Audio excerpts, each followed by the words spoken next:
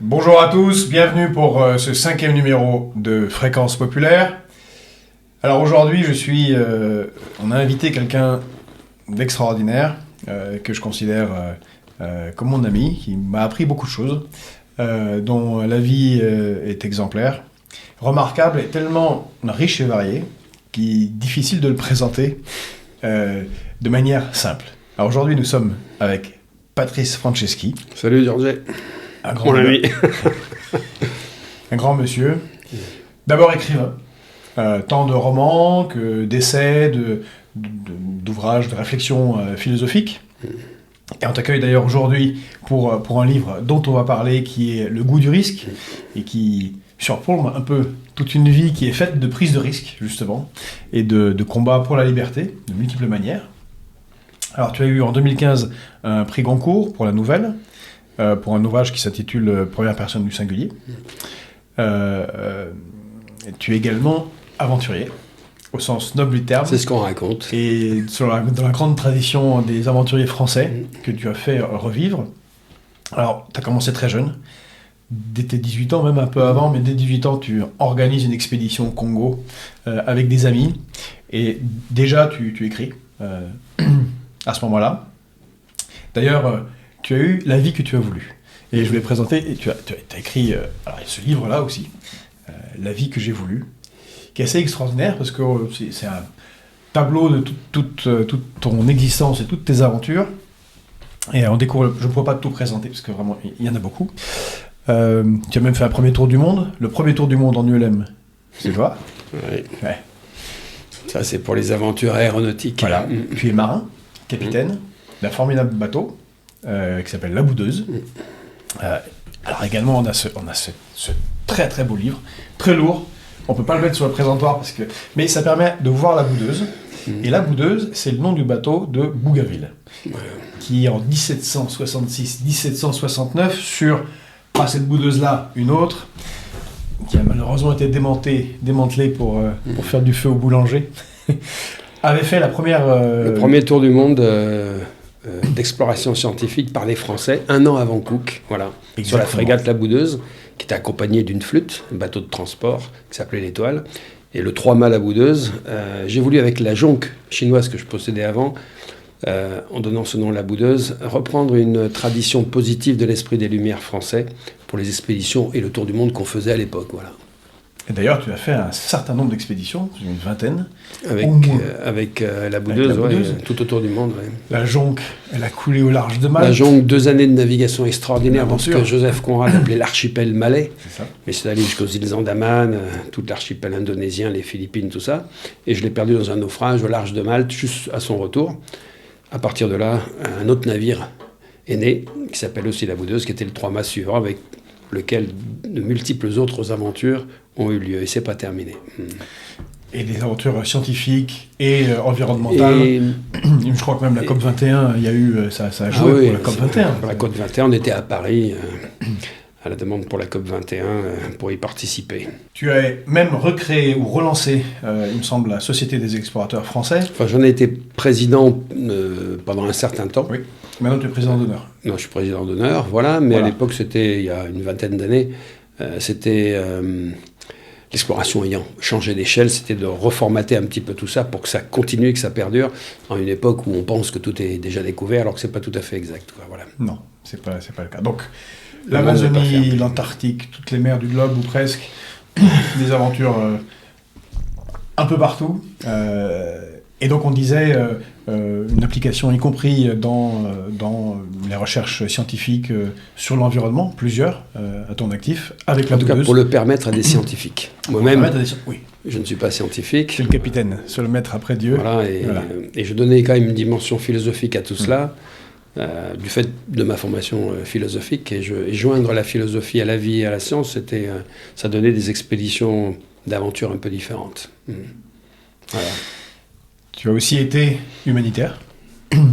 Il me semble que très très tôt tu es allé aider les gens, les boat people.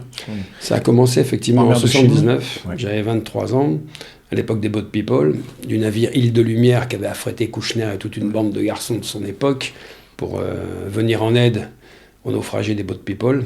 Toute une époque, c'est là que j'ai découvert un autre type d'aventure utile, l'action humanitaire, et pour moi, ça va durer une vingtaine d'années, avec la création avec des amis de Solidarité Internationale, qui est devenue aujourd'hui une grosse ONG. Et l'humanitaire était pour moi... Puis après, j'ai arrêté l'humanitaire il y a déjà plus de 20 ans. Mais à l'époque, et pendant cette période, surtout en zone de guerre, sur toutes les guerres de cette époque-là, l'idée c'est que l'humanitaire pouvait être une réponse à certaines choses du monde qui est mal fait. Jusqu'à ce que je m'aperçoive que c'était tout à fait insuffisant. Oui, dans certains cas, non dans d'autres, et que les engagements pouvaient être aussi politiques ou militaires selon les réponses qu'il fallait apporter. Par exemple, si j'avais eu 20 ans en 1940, franchement, j'aurais pas fait d'humanitaire, ou j'aurais pas été brancardier, mais j'aurais voulu être soldat et en première ligne, évidemment, pendant l'invasion de la France. Donc, il faut adapter les réponses quand on se sent concerné par le monde en marche et ce qui se passe, mais qu'on veut s'y impliquer. Il faut adapter les réponses selon les situations, elles ne sont pas toujours les mêmes. Parfois, il faut absolument tout faire. Ça a été le cas pour moi pendant la guerre d'Afghanistan. Parfois, il faut faire que de l'humanitaire. Voilà, ça dépend. Mais en tout cas, il ne faut pas rester indifférent à ce genre de choses. Indifférent, avoir le courage de s'engager, c'est ce que tu as eu. Donc, tu parlais d'Afghanistan. Il me semble justement que Solidarité Internationale, tu es un des membres fondateurs. Tu en as été président à un moment donné aussi. Ouais. Vous êtes rentré très tôt, dès 79 ou dès 80 en Afghanistan. Moi, je suis arrivé en Afghanistan. Alors, non, mon cas était un peu particulier. Je suis allé en Afghanistan quelques mois avant l'invasion soviétique. Et donc, j'ai assisté à l'invasion soviétique. J'étais le seul avec un camarade, avec Pascal Manoukian. Je suis resté pendant 6 mois et j'ai découvert ce qu'était la guerre. C'est la première fois. Et à partir de là, j'ai décidé, parce que j'avais rencontré le grand commandant Mohamed Amin Warlak, francophone, francophile, etc., de participer à la guerre avec lui jusqu'à la libération de Kaboul. Ça va durer une 12aine d'années. Et là, effectivement, il fallait faire tout le panel d'un engagement dans une guérilla. Et ça va de l'humanitaire, de l'agriculture, de toutes les choses civiles, jusqu'évidemment aux politiques, aux diplomatiques et aux militaires. Voilà. Et donc j'ai tout donné dans cet ensemble, dans cet éventail complet pendant ces 12 années. Pas en permanence, mais beaucoup. Voilà. Alors, ceux qui ne te connaissaient pas l'ont déjà compris, tu es aussi un soldat de France. Ton père est un général parachutiste. Il est à la retraite maintenant, mais oui. Un Corse très attaché à la France. Toi-même, tu es parachutiste. Actuellement colonel de réserve, si je... Alors, pour l'instant, il savait les limites d'âge, enfin bref, je passe sur les détails. Actuellement, je suis juste officier de réserve dans la Marine nationale comme capitaine de frégate. Voilà. D'accord. Mais tu étais aussi colonel? J'étais parachutiste avant. Voilà. Je ne vais pas rentrer dans les détails de mon parcours, mais voilà, je suis passé de l'un à l'autre tout en restant de l'un à l'autre, quoi. Voilà. Mais très concrètement, tu t'es engagé, donc, comme tu l'as dit, en Afghanistan, face aux soviétiques. Et puis, tu es sûrement, si ce n'est un des plus grands soutiens des Kurdes, que tu n'as jamais lâché, toi. Non, et depuis le début de la guerre en Syrie. C'est l'engagement que tu as accompagné. Complet aussi et actif de terrain des Kurdes de Syrie depuis le début de la guerre, donc depuis plus de 10 ans. Mais là, je suis revenu il y a une dizaine de jours, à nouveau de nouveaux séjours, parce que franchement, quand des causes méritent d'être aidées, on peut soit le faire ponctuellement, mais c'est un engagement... Pour moi qui n'en est pas à fond la guerre, un engagement est où il n'est pas à moitié. Ou alors c'est sur la durée complète d'une guerre, d'une situation. Donc les Kurdes de Syrie, notamment, en tout cas les Kurdes en général, sont ce qu'on fait de mieux dans cette région du monde, du Moyen-Orient, sont nos amis. Ils demandent notre soutien. Ils nous ont aidés à vaincre Daesh en payant le prix du sang. Qu'on oublie trop souvent. C'est eux qui continuent à garder tous les prisonniers djihadistes et on les a beaucoup abandonnés pendant toute cette période et on a plutôt tendance maintenant, le peu qui reste, tout doucement à le laisser s'effriter. Alors que de l'autre côté, on a des gens comme Erdogan, ou l'Iran aussi, de plus en plus vindicatifs, agressifs, ce que j'ai encore constaté il y a une dizaine de jours, et qui ne laisseront pas en paix les Kurdes, et qui veulent en fait leur disparition complète et totale.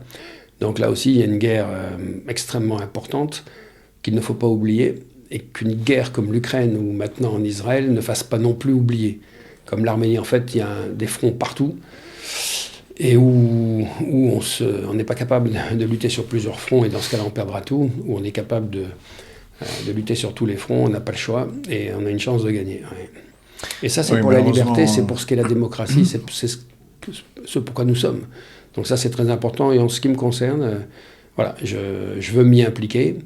Et ce sont d'immenses aventures politiques, militaires et humaines qui, moi, me conviennent et pour lesquelles j'essaie de faire quelque chose. Même si, à titre individuel, quand on se donne à soi-même ses propres missions, on n'est pas certain d'un résultat. Mais, en tout cas pour ce qui concerne les Kurdes au tout début de la guerre, à l'époque de Kobané et tout ça, ça a donné des résultats. Il faut poursuivre, tout simplement. Il ne faut jamais dire en vain.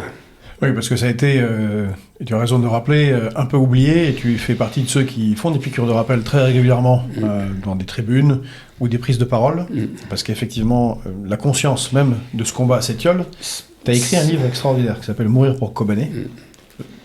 C'est difficile de choisir quand quelqu'un a écrit 30, 40 livres, plus, quel est le meilleur, parce qu'il y en a vraiment beaucoup qui sont vraiment très très intéressants, mais celui-là, est-ce qu'il nous parle aussi en image miroir? Voilà ce que vous ne faites pas. Alors, Mourir pour Kobané était un récit des deux premières années de la guerre, jusqu'à la bataille de Kobané en 2014-2015. Que tout le monde pensait perdu et qu'ils ont gagné. Et moi j'avais dit qu'ils peuvent gagner, et surtout si on les aide, vaincre définitivement Daesh. Ça a demandé encore 5 ans, mais ils ont réussi ce tour de force inimaginable et au prix du sang. 36 000 tués et blessés quand même pendant cette campagne. Nous avons eu un tué. Ils ont fait le travail jusqu'à ce qu'on les abandonne. Après, j'ai écrit un essai chez Gallimard qui s'appelait Avec les Kurdes, mais dont le sous-titre était le plus important, puisque c'était ce que les avoir abandonnés dit de nous. Et en fait, c'était un regard en miroir, ce que nous sommes devenus par rapport à eux. Et puis le troisième était un roman pour la rentrée littéraire d'il y a 2 ans, chez Grasset, et qui s'appelait S'il n'en reste qu'une, et qui était un hommage à mes camarades féminines, combattantes des bataillons féminins kurdes. Voilà, une sorte de tragédie antique au temps moderne. Voilà. Et puis on verra plus tard. Les livres, les prises de parole, les choses comme ça, pour moi, ça fait partie, dans un combat de la partie, disons, discours, etc., qui doivent suivre les actes. Puisqu'à mon avis, le secret du bonheur, il n'est pas dans la quête perpétuelle des biens matériels, qui n'en finissent jamais et qui nous rendent malheureux, mais dans l'adéquation constante et permanente entre ce que l'on pense et ce que l'on fait. Voilà. Et à partir de là, si on le met en adéquation, quels que soient les problèmes, quelle que soit l'adversité ou la fortune, le bonheur, il est là. Voilà. Et tu es allé jusqu'à Raqqa. Bataille de Raqqa. Jusqu'à la prise de Raqqa. J'ai passé pas mal de temps à Raqqa. En 2017, c'était une bataille apocalyptique. Oui, le Stalingrad. Qui a duré 5 mois. C'était un vrai Stalingrad. Et la vaillance, la bravoure des Kurdes, hommes et femmes, contre Daesh, était impressionnante, quoi. Ce sont des choses que nous n'aurions pas fait nous-mêmes, je veux dire, en première ligne. Ils ont perdu beaucoup de monde, parce que Daesh, c'était le courage en miroir négatif, voilà, parce qu'ils sont de ce côté-là extrêmement courageux. Et pour les vaincre, il fallait vraiment le courage des Kurdes. Eux, courageux pour moi, la partie lumineuse du courage, pour défendre la démocratie, la liberté, etc. Raqqa, ouais, c'était... Après, je crois qu'on a peut-être fait pire après en Ukraine ou ailleurs, mais en tout cas, à l'époque, c'était bataille Seconde Guerre mondiale, quoi. Jour et nuit, pendant des mois. Mossoul aussi. Et Mossoul. La prise de Mossoul, il n'y a pas... Même genre. C'est important, encore ce rappel que tu fais régulièrement, parce que donc, on parle du nord-est de la Syrie, où se trouve une des composantes kurdes, dans Rojava, donc des gens, tu disais, qui sont peut-être les meilleurs, le sel de la terre de cette région. On le rappelle à tous ceux qui essentialisent les musulmans et qui ne peuvent pas critiquer dès que quelqu'un, au nom de l'islam, fait un meurtre, de rappeler que les Kurdes sont musulmans, ils ne sont pas bouddhistes ou autre chose, mais on peut tout à fait donc être musulman et avoir des femmes qui vont au combat. Et d'avoir sécularisé l'islam. Séculariser l'islam, bah oui, c'est nécessaire. C'est ce qu'ils ont fait. Combattre pour la démocratie, s'organiser d'une manière de facto quasiment socialisante. Alors pour ceux qui aiment le socialisme réel, ça se passe là, c'est plutôt que ici. Ça c'est clair. Et donc, voilà, donc ce courage-là. Et d'ailleurs, puisqu'on parle de ce livre, Le goût du risque, qui est sorti... Je vais juste lire le 4e de couverture, parce que je crois qu'il exprime assez bien les choses, et ça devrait vous inviter à l'acheter et le lire. C'est un essai littéraire sur le goût du risque que j'ai écrit avec 2 de mes camarades. Il ne faut pas oublier, surtout Andrea Marcolongo, la jeune et brillantissime helléniste qui avait fait un succès mondial il y a quelques années avec son livre sur le grec ancien qui s'appelait La langue géniale. Loïc Finaz, qui est amiral, qui vient de quitter la marine et qui avait dirigé l'école de guerre. Voilà, et ce livre, il est né de notre observation commune de ce qui est peut-être de quelque chose d'assez original, qui est de considérer que l'aversion au risque qu'il y a aujourd'hui dans nos sociétés, et on développe tous les domaines où elle est, et en fait est une des clés d'explication de tout ce qui nous arrive. Voilà. Nous ne sommes plus ce que nous avons été par rapport au risque et tout ce qui en découle. C'est ça, le goût du risque. Célébrer la liberté, ne pas craindre l'incorrect, chercher la bagarre, ne pas fuir la mort. Danser après l'échec, refuser l'abus des normes, tuer le principe de précaution, aimer la solitude, oser croire, chérir l'inutile, aventurer la vie sans cesse. Voilà ce que proposent les auteurs de cet ouvrage pour affronter notre époque de doute et de désarroi. C'est vraiment très très bien résumé, tu l'as dit. Donc, merci. Avec Andrea Marcolongo et Loïc Finaz, on va le mettre là sur le présentoir comme ça. Merci. Ça imprime. Non, vraiment, faut le lire parce que c'est ce qui est intéressant. Si je peux permettre, bien sûr. C'est la bande que Grasset a faite avec nous, qui résume la facette positive du côté négatif à l'intérieur, qui est un éloge de la vie, libre et intense, joyeuse et engagée. Voilà. Parce que si on retrouve le goût du risque, alors la vie peut être libre, intense, joyeuse et engagée. Et si on le perd, ce qui est notre cas, on a exactement en miroir l'inverse. Donc c'est un livre pour nous très positif, parce que les 15 chapitres, avec des titres mort au principe de précaution, etc., qui sont des titres un peu provocateurs, qui sont des coups de hache dans notre société qui a peur de tout, débouchent chaque fois sur des pistes de réflexion et des solutions qui, elles, par contre, sont extrêmement positives et doivent redonner à la vie son élan vital, sa puissance. Bref, il ne faut pas vivre à moitié, il ne faut pas vivre au rabais, il ne faut pas se contenter des miettes de vie qu'on nous propose, et retrouver dans nos racines ce que nous avons su être. Aujourd'hui, on empêcherait Christophe Colomb de partir. Destination inconnue, retour improbable, tu bouges pas, voilà. Donc c'est un livre qui prend le contre-pied de l'air du temps, qui remonte le courant, qui lutte contre vents et marées, mais je pense que ça chante une musique autre et qui pour nous était très importante. Voilà, et ça vient de sortir. C'est d'autant plus important, c'est que c'est ce que tu dis est très juste sur la société. Une sorte de fatigue, de lassitude, de grisaille, qui est bien plus due à la représentation, l'image qu'on se fait du monde, qu'à la réalité concrète des problèmes vécus. Nous sommes à nous-mêmes, en la matière, nos propres ennemis. Pas besoin d'ennemis intérieurs. Quand on fait une société, dans une société où la mort devient un tabou, où elle ne nous est plus familière, parce qu'elle est censée se fémiser, on nous la cache, on la fait disparaître, on n'en peut plus, on en a peur. Il faut rappeler que la crainte de la mort, c'est le début de la servitude. Quand ensuite nous introduisons dans la Constitution le principe de précaution, qui était une bonne chose en soi pour la protection de l'environnement et de la nature pour nos enfants, nul doute, mais le mettre dans la Constitution, c'était automatiquement, car l'enfer est pavé de bonnes intentions, lui permettre de diffuser dans toutes les autres strates de la société. Et si dans votre vie vous pensez qu'il faut se protéger et non pas s'exposer, eh bien c'est terminé, il n'y a plus de vie réelle. L'abus des normes. On n'est pas contre les normes, on est content que nos avions soient bien faits et qu'ils ne se cassent pas la gueule, que les jouets de nos enfants soient bien fabriqués et ne les blessent pas. Donc c'est pas la norme en elle-même que nous contestons, c'est son abus.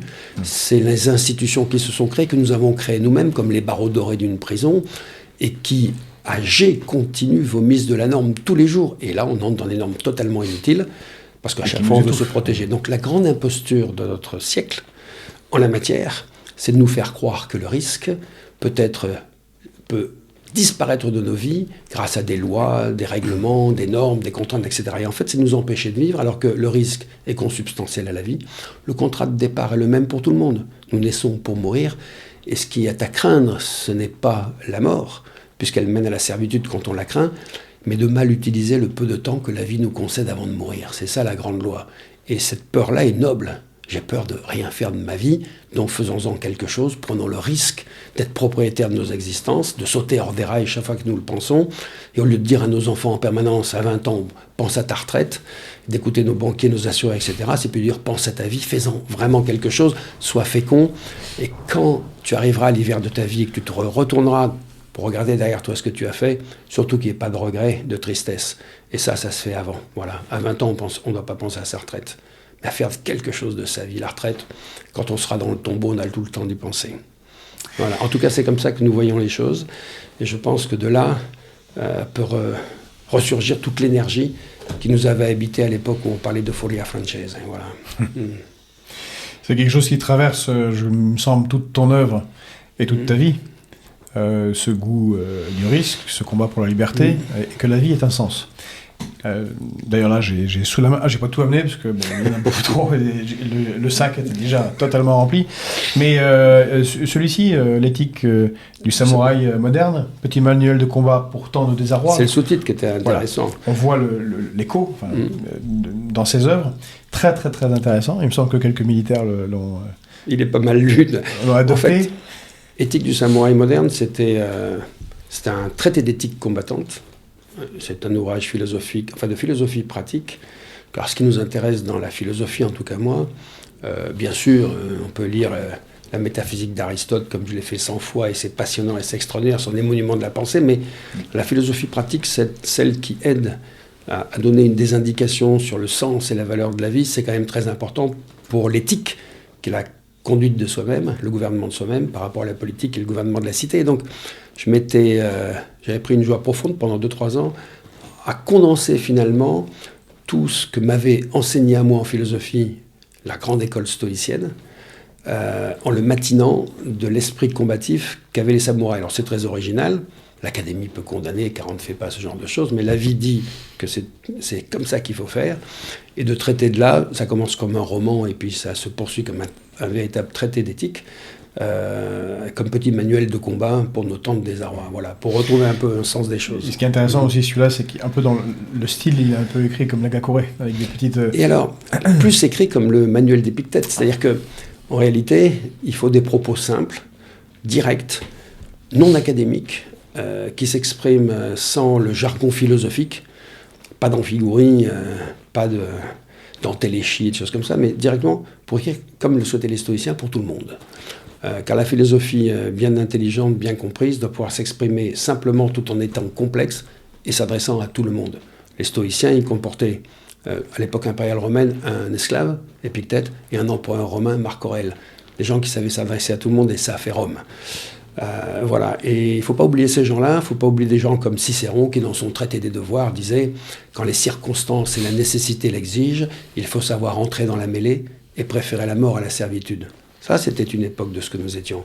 Ça, c'était des philosophes qui pensaient comme ça. C'était des philosophes combattants.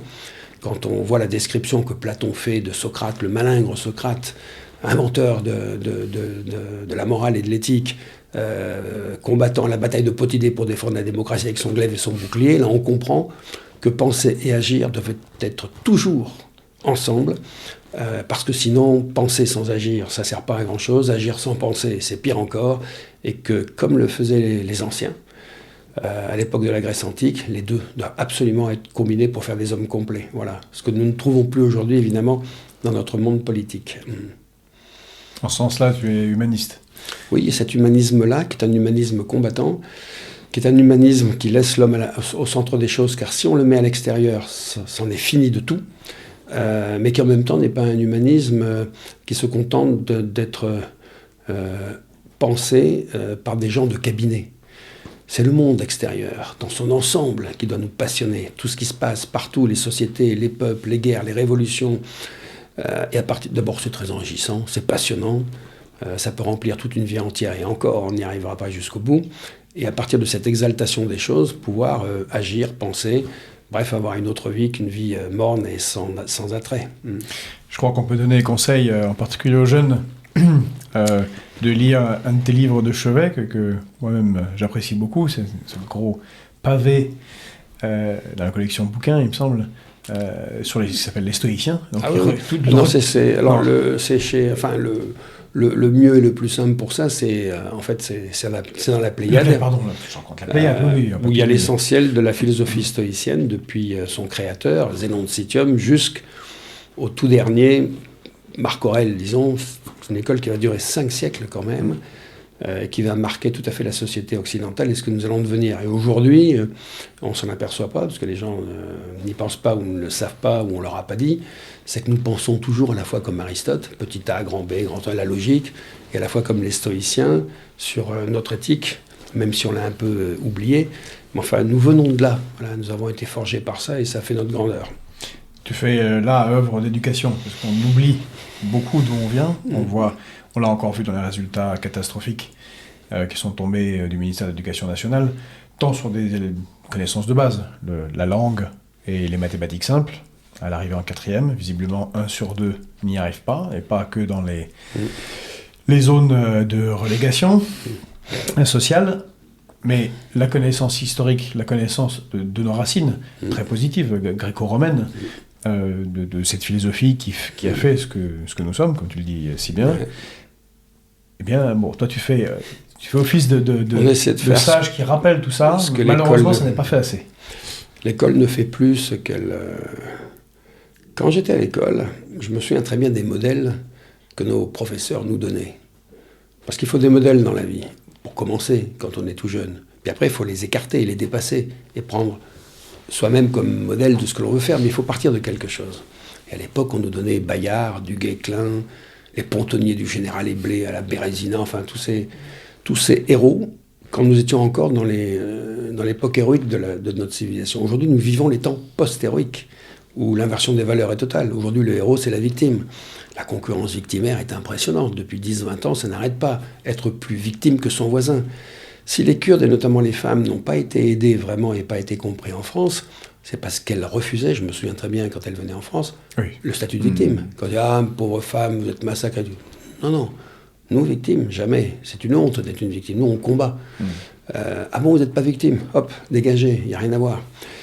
Donc, nous vivons les temps post-héroïques de l'inversion de toutes ces valeurs-là. Quand je parle entre le héros et la victime, il y en a bien d'autres qui font que nous, en fait, nous sommes dans une réaction, aujourd'hui, contrairement à ce qu'on nous raconte, de recul, de retour en arrière au temps sombre, d'avant la civilisation gréco-latine. Voilà, donc, pouvoir le dire, sans crainte, redonner des bons modèles. Moi, je vois à mes enfants, les modèles qu'on leur donne, ou quoi, c'est des chanteurs, c'est des footballeurs. Franchement, ça n'a pas d'intérêt. Voilà. C'est pas les héros de la société. Les héros de la société, aujourd'hui, c'est les métiers de première ligne, si on devait les donner. Les infirmières, les médecins, les pompiers, les soldats, tous ceux qui, si on les enlevait, verraient la société s'écrouler en 48 heures. Voilà, c'est pas les traders à Londres ou les mecs qui créent des start-up.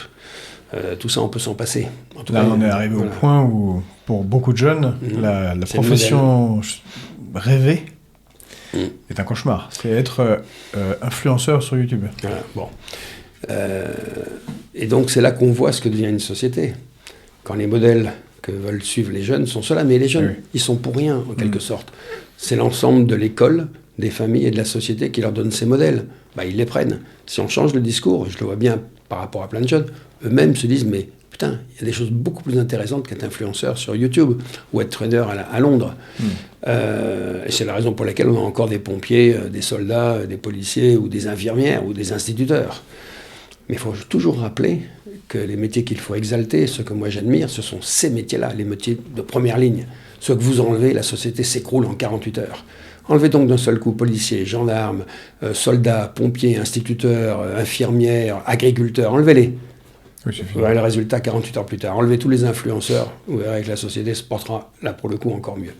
Voilà, il faut rappeler des choses aussi simples, qui ne sont pas des choses politiques au sens du terme, mais qui sont des choses politiques au sens premier du terme. C'est à la vie de la cité, à quoi elle tient. Sur les piliers. Sur les piliers, voilà. Et dans ce cas-là, il faut absolument relire Aristote, aussi bien Éthique à Nicomaque, Éthique à Eudème et les politiques. Voilà, tout est déjà compris et dit à cette époque-là sur ce qui fait qu'une société tient la route ou ne tient pas la route. Voilà. Donc, puisque c'est plus assez donné dans les familles, à l'école et dans la société, chaque écrivain, homme libre autant qu'il est possible, étant à lui-même ses propres fins, doit le dire et le faire sans crainte et sans peur. Et puis voilà. C'est très très intéressant, puisque quand on rencontre les citoyens, et en particulier ceux qui sont de cette première ligne dont tu parles, ici est venu un agriculteur l'autre jour, Philippe Grégoire, qui est président du SAMU social agricole, et qui vient en aide aux agriculteurs qui sont dans une situation Difficile. On est au-delà des difficiles, là. C'est sûrement la profession où on se suicide le plus, où les gens travaillent 70-80 heures, peuvent pas prendre de vacances, parce qu'on peut pas laisser les vaches partir, je sais pas où, à Djerba, ça marche pas, et ne sont même pas rémunérés. Le jour où je verrai un agriculteur partir à Djerba avec ses vaches pour être en vacances, on sera dans une société extraordinaire. Ouais. Donc, ça montre bien que la société va très mal. Les soignants, encore récemment, il y avait ce reportage sur France 3 sur les soignants dans leur ensemble, du grand chirurgien jusqu'à l'infirmière ou la soignante. Tout le monde, tous sont dans un désarroi. Et ce qui revient le plus, chez les agriculteurs, chez les policiers, même chez les militaires, chez les soignants, et tant de Français, c'est, in fine, c'est la perte de sens. Or ça, c'est un très très bon remède. Voilà, ça ne soigne pas d'un coup, mais ça va vous donner quelques impulsions. C'est ce genre de livre, il faut le lire, parce que ça, c'est là, c'est prendre le goût du risque, vouloir vivre, aimer, ne pas avoir peur, combattre. Ouais. À partir du moment où on retrouve le goût du risque, qui est très exaltant, surtout pour la jeunesse, plutôt que d'avoir peur, plutôt que de vouloir se protéger sans cesse, à tout moment, à tout instant, toute sa vie, s'exposer pour voir le monde tel qu'il est, le comprendre, le changer et tout, c'est extraordinaire. Et tous les métiers de première ligne dont on parle participent de ça. Et en fait, la perte de sens va avec l'aversion au risque, qui est la grande maladie de notre siècle. Dès qu'on a une aversion au risque, on craint. Donc on craint, on a peur. Et toutes les institutions sont souvent faites pour nous faire peur. Le cas du Covid était là. On veut gouverner par la peur, c'est facile. À partir du moment où les gens ont peur, on leur fait plus peur qu'il ne serait nécessaire. Ils sont prêts à tout et à la soumission. Donc la servitude volontaire est toujours présente et de plus en plus effective parce que nous vivons dans la crainte. Nous sommes devenus des peuples effrayés, dirigés par des gens effrayés.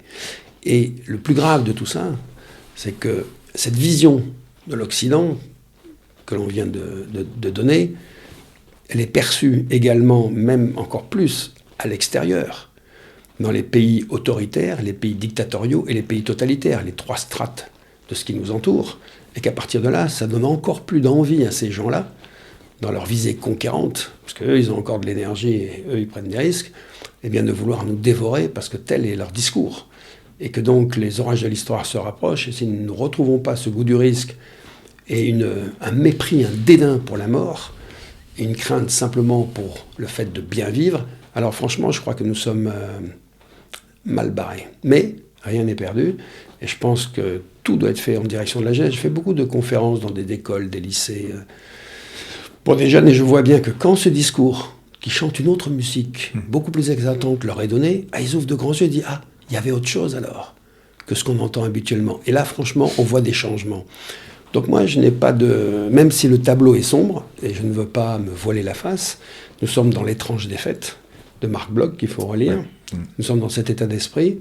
Rien n'est perdu si on veut bien voir ce que l'on voit et dire ce que l'on voit et décider à partir de là d'inverser la tendance négative pour repartir sur des voies ascendantes. Là, rien n'est perdu. Mais il faut le faire, il faut le dire et redonner cette énergie qui a habité nos sociétés pendant si longtemps. Parce que nous ne sommes pas en déclin, contrairement à ce que les gens disent. Quand on regarde notre société, elle a des succès incroyables dans de grandes entreprises, Airbus, tout ce qu'on veut. Non, elle n'est pas en déclin. Elle est en décomposition. Et la décomposition, c'est vraiment autre chose. Ça veut dire que même là où on est les meilleurs, dans certaines sciences, le sens profond de ce que l'on fait, les raisons pour lesquelles on le fait, les fins, l'état final que l'on veut atteindre, tout ça a disparu. Le sens. Le sens. Et à partir du moment où il n'y a plus de sens, là, il y a décomposition possible. C'est-à-dire que finalement, quel risque prendrait-on pour des choses qui ont perdu leur sens ? On est loin de l'époque où on pouvait dire la liberté ou la mort. On est loin de Valmy, on est loin de tout ça. Alors qu'à l'époque, le sens était là. Quand je prends mes camarades kurdes, encore une fois, j'y étais à 10-15 jours, alors qu'ils font face aux Turcs, qui les bombardent tous les jours, au Hezbollah libanais, qui est sur la frontière de l'Euphrate, aux Irakiens de l'autre côté, aux Iraniens, qui maintenant envoient leurs drones pour les bombarder également, et que l'on voit une chose impressionnante, c'est-à-dire qu'on vit avec des gens heureux. Ça rigole tout le temps, ça s'amuse, c'est sérieux, mais il y a une gaieté inimaginable qu'on ne trouve plus ici. Et quand on les interroge, ce que j'ai fait dès les premières années, en disant quand même, c'est impressionnant, je dis oui, mais nous, On sait pourquoi on vit, on sait pourquoi on se bat, on sait pourquoi on souffre et on sait pourquoi on meurt. Et ça, c'est le bonheur. Les gens qui ne savent plus pourquoi ils vivent, pourquoi ils seraient prêts à mourir, ces gens-là deviennent des gens tristes et toutes les passions tristes s'installent. Donc le secret du bonheur en la matière, c'est le sens de la vie, quelles que soient ensuite les épreuves qu'on a à surmonter. Mais nous avons même perdu le sens du tragique. À partir de là, on ne peut plus surmonter aucune épreuve. Nous sommes devenus aussi des peuples très fragiles, biologiquement, psychologiquement. Donc, en retrouvant le goût du risque, je suis persuadé que c'est la première étape, en éliminant l'aversion au risque, la première étape du médicament nécessaire pour retrouver, au fond, avec le goût du risque, le goût de la liberté. Aujourd'hui, la liberté, dans une société qui cherche d'abord à se protéger, la liberté devient une valeur optionnelle. C'est ce qu'on voit. Alors que la liberté, c'est la valeur suprême qui permet d'irriguer toutes les autres valeurs pour leur donner du sens. Sans la liberté, le reste, la fraternité ne veut rien dire, l'égalité ne veut rien dire. Donc la liberté, c'est la première valeur. Et d'ailleurs, il faut se rappeler que même Sartre, dans l'existentialisme et un humanisme, rappelait cette évidence, qu'à l'époque, il ne faisait pas question à droite, à gauche, à tout se couler. C'est que la liberté, sans liberté, on ne vit pas. Et la liberté, c'est toujours de pouvoir dire oui ou non. Et individuellement, nous sommes toujours libres de refuser ce qui nous entoure, à condition d'être prêt à payer le prix. Et moi, franchement, je payerais même le double pour rester libre. Donc, c'est une question aussi de courage et de goût du risque. C'est peut-être le mot qui marque le plus toute ton œuvre et tous tes engagements. Le risque. La liberté. Non, la liberté, bien sûr. Le combat de la liberté. Je veux dire une chose. Peut-être même là, c'est peut-être quand on dit on défend les valeurs de l'Europe occidentale, souvent les gens, et même ceux qui prononcent ces mots-là, ont bien du mal si on leur demande mais c'est quoi exactement il y a celle-ci qui est cardinale, c'est la liberté. C'est la liberté, et je rappelle quand même que... Au sens, bien sûr, positif, et pas la liberté d'aller acheter des... Non, ben la liberté, redonnons la définition qu'ont fait Aristote dans le livre Alpha de sa métaphysique, qui est l'homme libre, et celui qui est à lui-même sa propre fin, et non pas la fin d'autrui. En gros, l'homme qui est propriétaire de sa vie.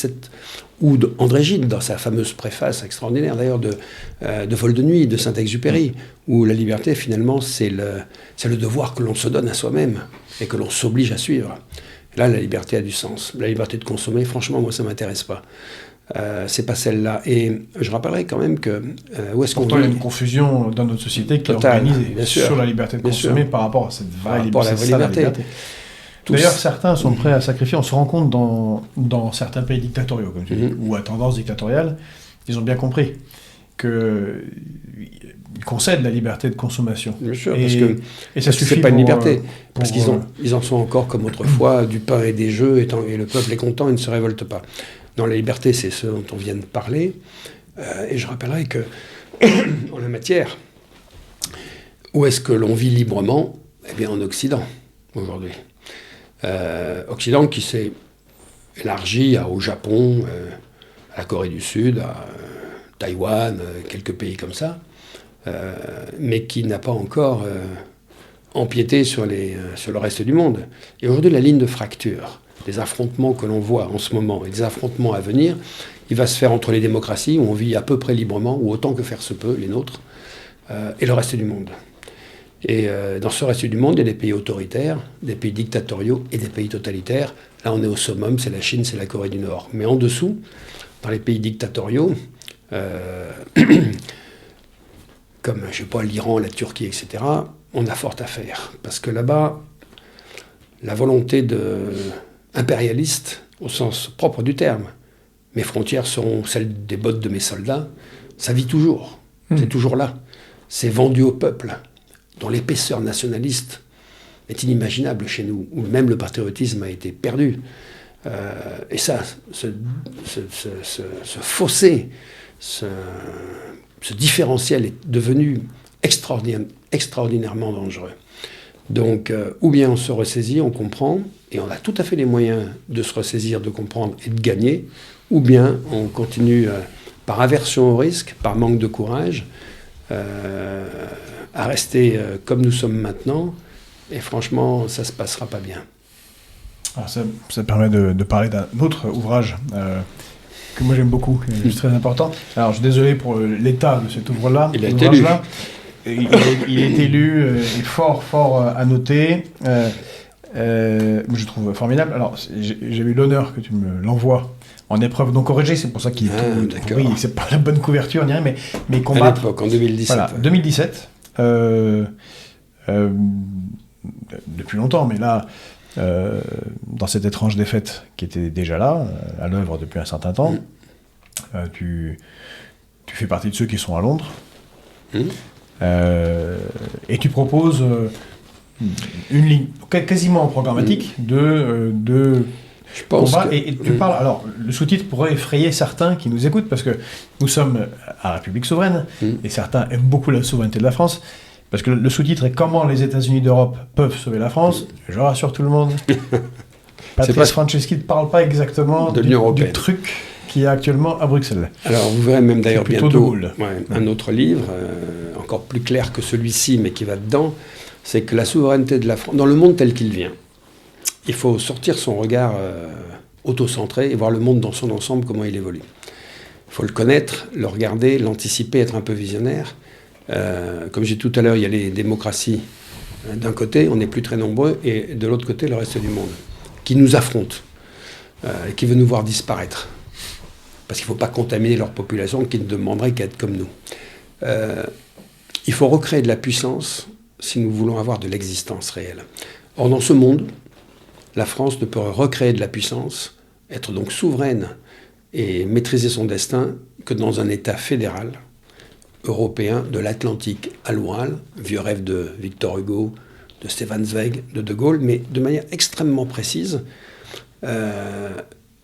pour faire en sorte que, finalement, pourquoi est-ce que les États-Unis d'Amérique sont devenus une grande puissance ? Pourquoi est-ce que quand on est dans une fédération, quand elle est bien faite, et qu'elle n'est surtout pas une union économique comme l'Union européenne, mais une union politique pour recréer de la puissance, surtout en démocratie, pour exister vraiment face à la montée des puissances qui ne sont pas démocratiques, c'est le seul moyen de rester souverain.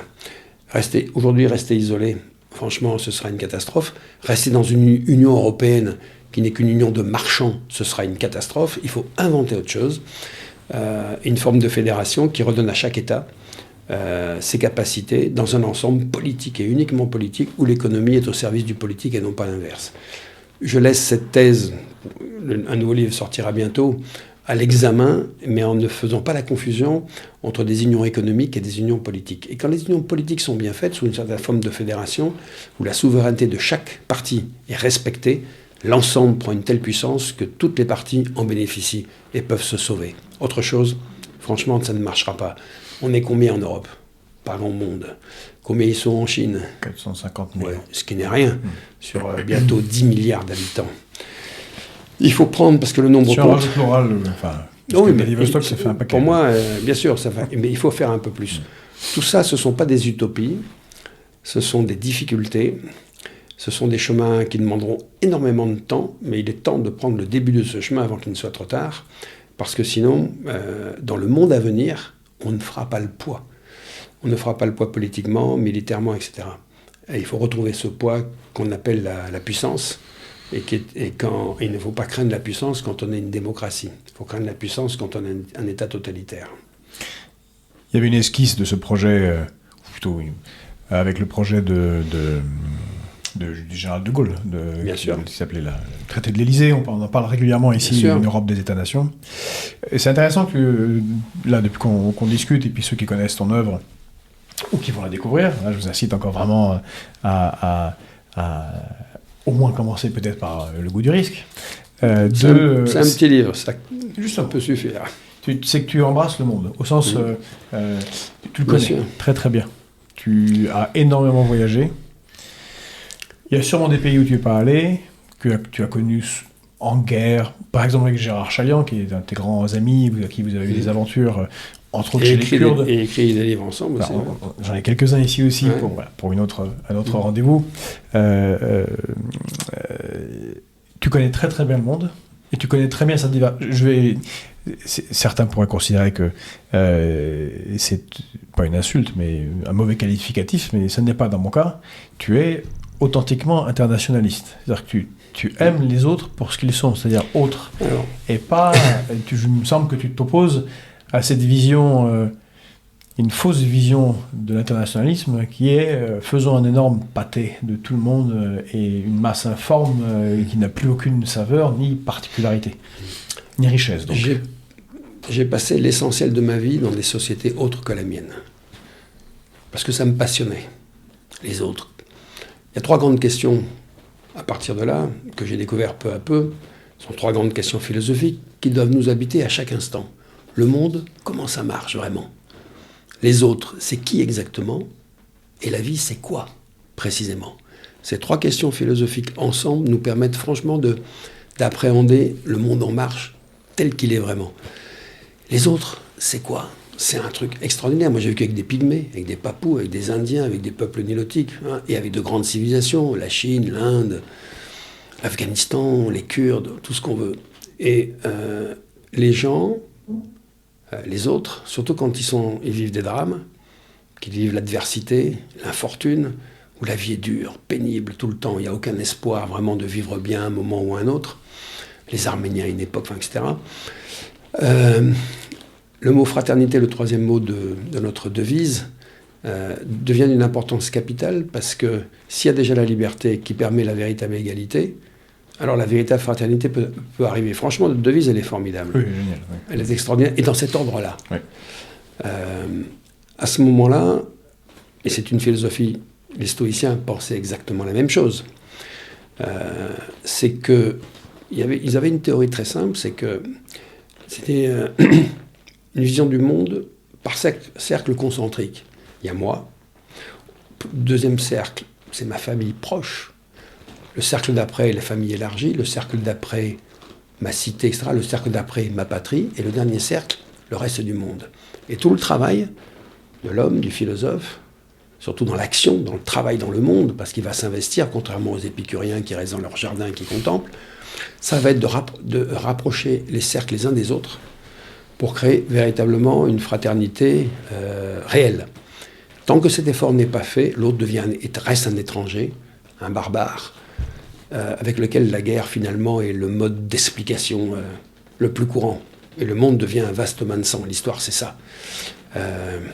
Donc, quand vous vivez avec des pygmées ou avec des Chinois ou des choses comme ça, cette philosophie stoïcienne prend tout son sens. Et vous apercevez à ce moment-là que se battre pour sa liberté à soi, c'est justement rester dans le premier cercle. Et considérer que la liberté des autres vaut autant que la vôtre, même dans le dernier cercle, ça permet de créer quelque chose qui pourrait être un monde un peu meilleur, sans se faire trop d'illusions.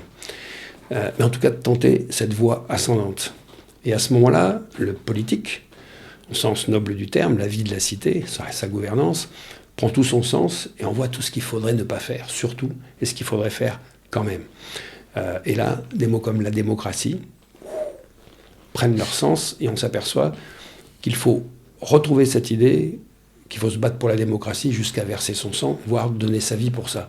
Parce que sinon, retourner dans la servitude que nous avons connu une époque et que connaissent la plupart des peuples du monde, franchement, c'est pas la bonne voie. Donc voilà, c'est tout un travail de moi en tant qu'écrivain qui vis de mes livres et qui donc, après bien des combats, me suis donné à moi-même ma propre liberté, donc de pouvoir m'engager partout, ne possédant rien, n'ayant rien à perdre. Ça, c'est très important de rester nomade, de ne pas s'encombrer. Faut traverser la vie avec peu de bagages, franchement. À ce moment-là, oui, le sens de la vie et de ce qu'on doit faire ne fait plus de doute. Et ça, c'est important. Alors, peut-être une dernière question pour finir cet entretien. J'ai un peu voyagé aussi, moins que toi, mais un petit peu quand même. Oui. Et récemment, je suis allé dans des pays qui ne sont pas, qui sont ce que certains appellent le Sud global maintenant, qui peuvent être dans des dictatures ou pas réellement des démocraties. Et ce que je constate, parce que je m'intéresse aussi aux autres, c'est que le modèle occidental est cassé dans les têtes de beaucoup de gens qui l'ont aimé ou l'aiment. Et ils ont une image de l'Occident qui est une extension pervertie, disons, de la liberté. Je pense évidemment au wokisme. Et ils disent, on ne veut pas de votre truc. On n'en veut pas. Tant pis. Même si la conséquence, c'est de ne pas avoir ce qui était désirable de cet héritage occidental dont tu as très très bien parlé, ben tant pis. Parce que cet héritage est masqué par cette modernité. J'étais encore hier soir avec mes camarades kurdes qui me racontaient que dans la partie arabe du Kurdistan, l'aversion pour l'Occident augmentait à chaque fois qu'ils voyaient une marche LGBT, qu'ils voyaient qu'on enseignait la sexualité à l'école, qu'ils voyaient toutes ces sortes de choses. Le wokisme, les transgenres, ils voyaient tout ça, et donc leur aversion pour la société occidentale devenait totale. Tout simplement parce que c'est la seule image aujourd'hui que nous donnons vers l'extérieur. Nous ne donnons plus ce dont on a parlé jusqu'à présent. Les stoïciens, nos modèles d'avant, etc. Tout ça, ces messages-là ne sortent plus. Ce sont les messages modernes qui sont totalement antisociétaux pour ces gens-là. Aller parler de l'homosexualité en Afghanistan, où on est condamné à mort. Voilà. Donc ils ne voient plus que ça tous les jours. Et donc pour eux, le modèle de la société occidentale, c'est une société qui est en train de partir dans ce sens-là, en ayant oublié tout le reste, et que cette société-là, effectivement, ils ne la veulent pas. Mais si on mettait en contrepartie, en même temps, mais nous ne le faisons pas, ce que nous avons été, et tout ce dont on vient de parler, alors ils pourraient équilibrer et dire comme nous, bon, finalement, ça vaut encore la peine. Voilà.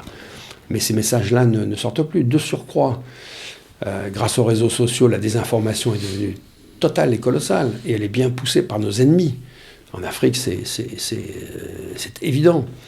Donc, le message de ce que nous sommes est totalement brouillé à l'extérieur, très négatif, très noir, et crée une aversion pour nos modèles qui devient de plus en plus importante. Mais, je constate quand même que la totalité des gens qui quittent leur pays, là-bas, c'est pour venir où? Chez nous. Et que par conséquent, il y a là un paradoxe tout à fait extraordinaire, c'est qu'en fait, la plupart du temps, ce sont les élites qui ne voient que ces images dans ces pays-là et qui nous refusent. Par contre, les gens du peuple, ils voient encore tous les avantages de nos sociétés. On vit librement, on n'est pas frappé, on n'a pas à craindre à 4h du matin de voir la police arriver, de vous mettre en prison et vous disparaissez. On vous dit, voilà. Ah bon, on n'est pas dans un état policier? Non, on n'est pas dans un état policier, il y a encore des règles de droit. Évidemment, il n'y a qu'à aller vivre ailleurs. Interroger mes camarades qui ont été en prison en Syrie ou ailleurs. Non, parce que je dis régulièrement, genre, allez faire un tour. Allez faire un tour ailleurs, vous verrez la différence. Pour des anecdotes noires. Je suis d'interroger mes camarades kurdes qui ont été en prison en Syrie, rien qu'à cet endroit-là, ce qu'ils leur faisaient.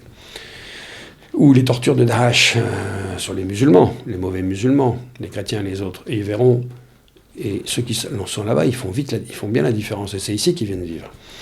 Bon, donc il y a un paradoxe pour nos sociétés qui sont enviées pour ce qu'elles sont au quotidien. Tout le monde veut venir chez nous, et qui sont détestées pour l'éthos, l'essence qu'elle donne à l'extérieur avec toute cette modernité qui seule transparaît là-bas, le wokisme et compagnie.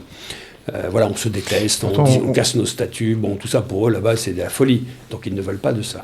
Pourtant on voit avec l'immigration actuellement qu'elle n'a pas la même force d'intégration par, certains appellent ça l'assimilation, mais ce côté universaliste, non, parce tant républicain que français, il a l'air que certains arrivent et puis se retrouvent dans des vieux schémas mais parce que c'est ce qu'on leur donne, arriver ici. On leur donne pas l'amour de la France. Moi ce que je vois, c'est que, je pourrais vous en raconter pas mal, parce que je suis dedans à 100%, oui, quand on arrive, on dit, vous savez, la France, c'est quand même un pays esclavagiste, c'est un pays colonialiste, enfin bref, comme si on était au XIXe siècle. Ah bon, la France, c'est ça? Je ne vais pas l'aimer. Voilà, ça commence comme ça. Globalement, c'est les discours que les gens reçoivent. Plus le côté, effectivement, à la fois diversitaire et multiculturaliste, qui considère qu'il faut dire le premier discours, qu'on leur dit, voilà, tu as le droit de rester toi-même, de faire ce que tu veux, tes mœurs, tes coutumes, tu peux les appliquer, il n'y a pas de souci. De toute façon, dans ce pays colonialiste et esclavagiste, ça n'en vaut pas la peine. Nous sommes à nous-mêmes nos propres ennemis là-dedans. C'est nous qui avons décidé qu'il n'y aurait plus d'assimilation, alors qu'elle est toujours dans le code civil. Nul ne peut devenir français s'il n'est pas assimilé à la nation française. C'est encore écrit, mais on a balayé tout ça. Ce qui marchait avant. Donc on leur donne de nous un modèle tellement négatif que même arrivés ici, ils ne sont pas prêts à le prendre. Nous sommes à nous-mêmes nos propres ennemis. Donc nous pouvons trouver nous-mêmes les propres solutions. Eh bien, ces solutions, on les trouve dans ce livre qu'on a présenté ici, Le goût du risque. Merci. Et dans quelques autres, si vous avez le courage. Merci pour cet entretien. Merci, et merci surtout pour la joie et la bonne humeur. Parce que ceux qui ne connaissent pas, qui te voient une première fois, ils disent oh là là, il a l'air un peu strict celui-là, là, c'est un colonel qui t'emmène au combat. C'est un petit peu angoissant, mais en fait, c'est justement cet amour de la liberté, de ces racines gréco-romaines, de la philosophie stoïcienne dont tu as si bien parlé, qui fait que tout ça est joyeux. En fait, oui. Et merci de remettre un peu de bonheur et de rire. Voilà. Et c'est pour ça que c'est un éloge de la vie, c'est le plus important. Oui. Vivre. Libre et intense, on a tout dit, pas vivre au rabais, joyeuse et engagée. Les deux sont, quand on s'engage, on est joyeux. Donc le développement personnel si important chez nous, c'est franchement de la daube. Le développement personnel, il passe par l'engagement pour les autres, par lequel le retour, c'est on se développe soi-même. Voilà. Donc c'est aussi contre l'égoïsme et l'individualisme de nos sociétés. Et tout ça, c'est très joyeux en réalité. Merci. Merci pour la joie. Bon, encore merci pour cette discussion. Et écoutez, si vous avez aimé, encore une fois, n'hésitez pas à vous procurer ce livre et à liker cette fréquence populaire.